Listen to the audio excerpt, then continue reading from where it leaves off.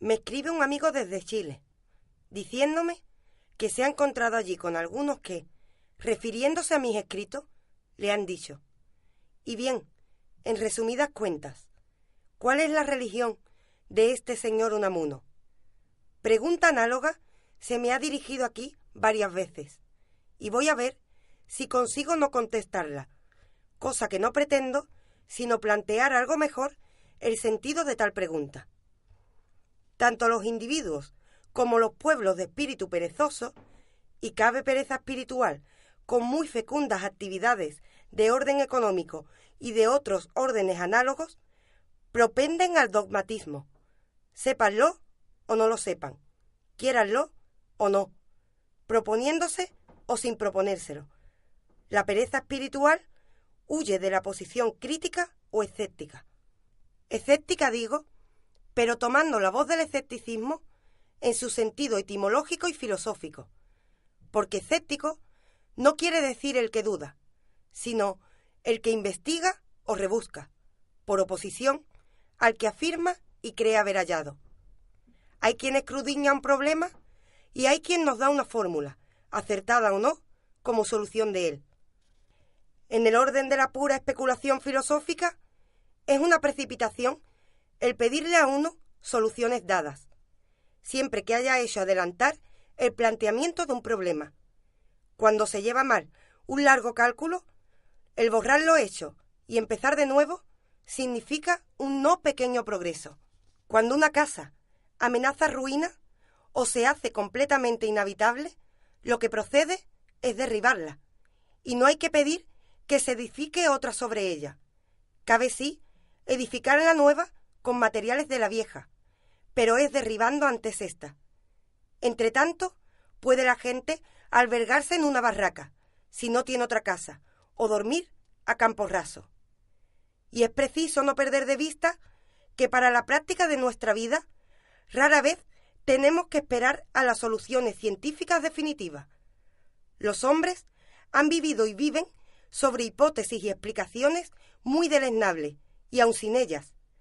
Para castigar al delincuente, no se pusieron de acuerdo sobre si éste tenía o no libre albedrío. Como para estornudar, no reflexiona uno sobre el daño que puede hacerle el pequeño obstáculo en la garganta que le obliga al estornudo. Los hombres que sostienen que de no creer en el castigo eterno del infierno serían malos, creo, en honor de ellos, que se equivocan.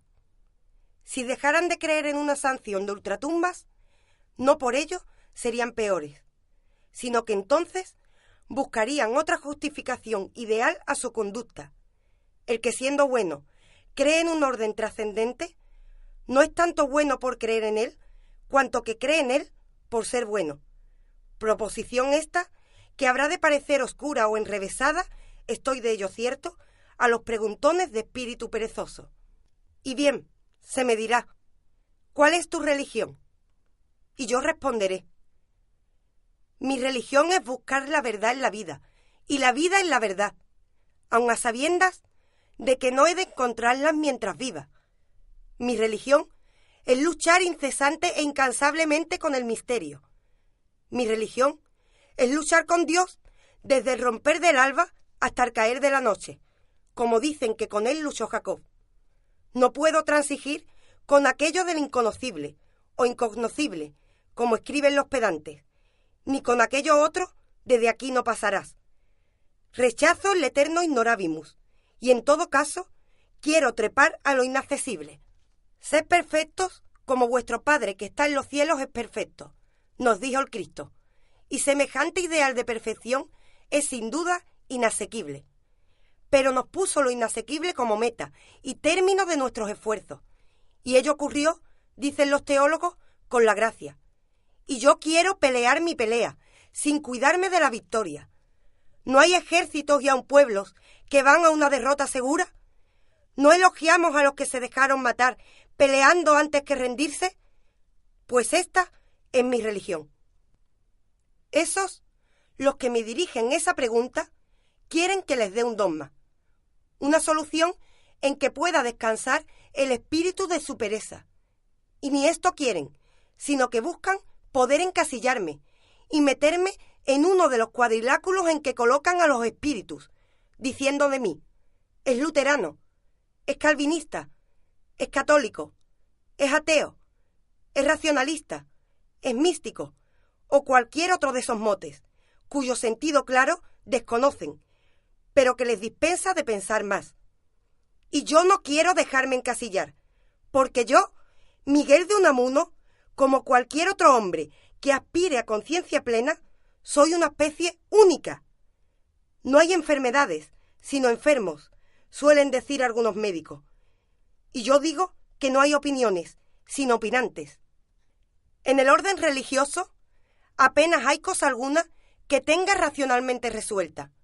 Y como no la tengo, no puedo comunicarla lógicamente, porque solo es lógico y transmisible lo racional. Tengo sí, con el afecto, con el corazón, con el sentimiento, una fuerte tendencia al cristianismo, sin atenerme a dogmas especiales de esta o de aquella confesión cristiana. Considero cristiano a todo el que invoca con respeto y amor el nombre de Cristo, y me repugnan los ortodoxos, sean católicos o protestantes. Estos suelen ser tan intransigentes como aquellos que niegan cristianismo a quienes no interpretan el Evangelio como ellos. Cristiano protestante conozco que niega el que los unitarios sean cristianos. Confieso sinceramente que las supuestas pruebas racionales, la ontológica, la cosmológica, la ética, etc., de la existencia de Dios, no me demuestran nada. Que cuantas razones se quieren dar de que existe un Dios, me parecen razones basadas en paralogismos y peticiones de principio. En esto estoy con Kant. Y siento al tratar de esto no poder hablar a los zapateros en términos de zapatería. Nadie ha logrado convencerme racionalmente de la existencia de Dios, pero tampoco de su no existencia. Los razonamientos de los ateos me parecen de una superficialidad y futileza mayores aún que los de sus contradictores. Y si creo en Dios, o por lo menos creo creer en Él, es ante todo porque quiero que Dios exista, y después porque se me revela por vía cordial en el Evangelio y a través de Cristo y de la historia. Es cosa de corazón, lo cual quiere decir que no estoy convencido de ello, como lo estoy de que 2 y 2 hacen 4. Si se tratara de algo en que no me fuera la paz de la conciencia y el consuelo de haber nacido, no me cuidaría acaso del problema. Pero como en él me va mi vida toda interior y el resorte de toda mi acción, no puedo aquietarme con decir, ni sé, ni puedo saber. No sé, cierto es, tal vez no pueda saber nunca, pero quiero saber, lo quiero y basta. Y me pasaré la vida luchando con el misterio, y aun sin esperanza de penetrarlo, porque esa lucha es mi alimento y es mi consuelo. Sí, mi consuelo. Me he acostumbrado a sacar esperanza de la desesperación misma, y no griten paradoja los mentecatos y los superficiales. No concibo a un hombre culto sin esta preocupación, y espero muy poca cosa en el orden de la cultura, y cultura no es lo mismo que civilización, de aquellos que viven desinteresados del problema religioso en su aspecto metafísico, y solo lo estudian en su aspecto social o político. Espero muy poco para el enriquecimiento del tesoro espiritual del género humano de aquellos hombres o de aquellos pueblos que por pereza mental, por superficialidad, por cientificismo o por lo que sea, se apartan de las grandes y eternas inquietudes del corazón. No espero nada de los que dicen, no se debe pensar en eso. Espero menos aún de los que creen un cielo y un infierno como aquel que creíamos de niño. Y espero todavía menos de los que afirman con la gravedad del necio, todo esto no son sino fábulas y mitos, y al que se muere lo entierran y se acabó. Solo espero de los que ignoran, pero no se resignan a ignorar, de los que luchan sin descanso por la verdad, y ponen su vida en la lucha misma más que en la victoria. Y lo más de mi labor ha sido siempre inquietar a mis prójimos, removerles el pozo del corazón, angustiarlos, si puedo, Lo dije ya en mi vida de Don Quijote y Sancho, que es mi más extensa confesión a este respecto. Que busquen ellos, como busco yo. Que luchen, como lucho yo. Y entre todos, algún pelo de secreto arrancaremos a Dios. Y por lo menos, esa lucha nos hará más hombres, hombres de más espíritu. Para esta obra religiosa me ha sido menester, en pueblos como estos de lengua castellana, carcomidos de pereza y de superficialidad de espíritu, adormecidos en la rutina del dogmatismo católico o el dogmatismo librepensador y cientificista, me ha sido preciso aparecer unas veces impúdico e indecoroso, otras duro y agresivo, no pocas enrevesado y paradójico. En nuestra menguada literatura apenas se le oía a nadie gritar desde el fondo del corazón, descomponerse, clamar. El grito era casi desconocido. Los escritores tenían miedo a ponerse en ridículo. Les pasaba y les pasa lo que a muchos que soportan en medio de la calle una afrenta por temor al ridículo de verse con el sombrero por el suelo y presos de un polizonte. Yo no. Yo cuando he sentido ganas de gritar, he gritado. Jamás me ha detenido el decoro, y esta es una de las cosas que menos me perdonan mis compañeros de pluma, tan comedidos, tan correctos, tan disciplinados, hasta cuando predican la incorrección y la indisciplina. Los anarquistas literarios se cuidan, más que de otra cosa, de la estilística y de la sintaxis. Cuando desentonan, lo hacen entonadamente. Sus desacordes tiran a ser armónicos. Cuando he sentido un dolor, he gritado, y he gritado en público. Los salmos que figuran en mi volumen de poesías no son más que gritos del corazón, con los cuales he buscado hacer vibrar las cuerdas dolorosas de los corazones de los demás. Si no tienen cuerdas, o si las tienen tan rígidas que no vibran, mi grito no resonará en ellas, y declararán que eso no es poesía, poniéndose a examinarlo acústicamente. También se puede estudiar acústicamente el grito que lanza un hombre cuando ve caer muerto a su hijo de repente. Y el que no tenga ni corazón ni hijos se queda en eso. Esos salmos de mis poesías, con otras varias composiciones que allí hay, son mi religión. Y mi religión cantada, y no expuesta lógica y razonadamente. Y la canto, mejor o peor, con la voz y el oído que Dios me ha dado, porque no la puedo razonar.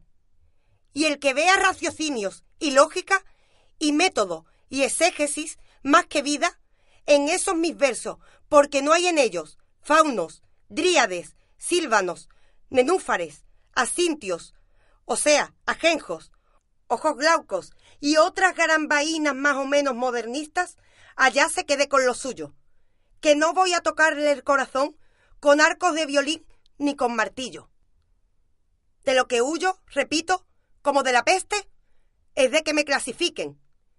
Y quiero morirme oyendo preguntar de mí a los holgazanes de espíritu que se paren alguna vez a oírme, ¿y este señor qué es?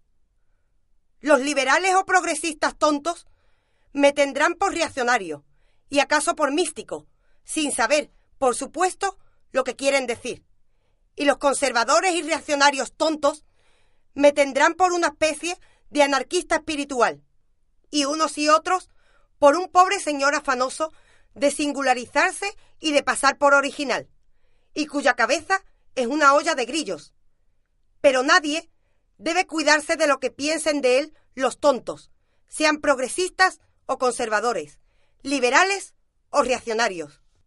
Y como el hombre es terco y no suele querer enterarse y acostumbra después que se le ha sermoneado 4 horas a volver a las andadas, los preguntones, si leen esto, volverán a preguntarme: bueno, ¿pero qué soluciones traes? Y yo, para concluir, les diré que si quieren soluciones, acudan a la tienda de enfrente, porque en la mía no se vende semejante artículo. Mi empeño ha sido, es y será que los que me lean piensen y mediten en las cosas fundamentales, y no ha sido nunca el de darles pensamientos hechos. Yo he buscado siempre agitar y a lo sumo sugerir más que instruir, Si yo vendo pan, no es pan, sino levadura o fermento. Hay amigos y buenos amigos que me aconsejan me deje de esta labor y me recoja hacer lo que llaman una obra objetiva, algo que sea, dicen, definitivo, algo de construcción, algo duradero, quieren decir, algo dogmático. Me declaro incapaz de ello y reclamo mi libertad, mi santa libertad, hasta la de contradecirme si llega el caso. Yo no sé si algo de lo que he hecho o de lo que haga en lo sucesivo habrá de quedar por años o por siglos después de que me muera. Pero sé que si se da un golpe en el mar sin orillas, las ondas en derredor van sin cesar, aunque debilitándose. Agitar es algo. Si merced a esa agitación viene detrás otro que haga algo duradero, en ello durará mi obra. Es obra de misericordia suprema el despertar al dormido y sacudir al parado, y es obra de suprema piedad religiosa buscar la verdad en todo y descubrir donde quiera el dolor, la necedad, la inercia. Ya sabe, pues, mi buen amigo el chileno, lo que tiene que contestar a quien le pregunte cuál es mi religión. Ahora bien, si es uno de esos mentecatos que creen que guardo ojeriza a un pueblo o a una patria cuando le he cantado las verdades a alguno de sus hijos irreflexivos, lo mejor que puedo hacer es no contestarles.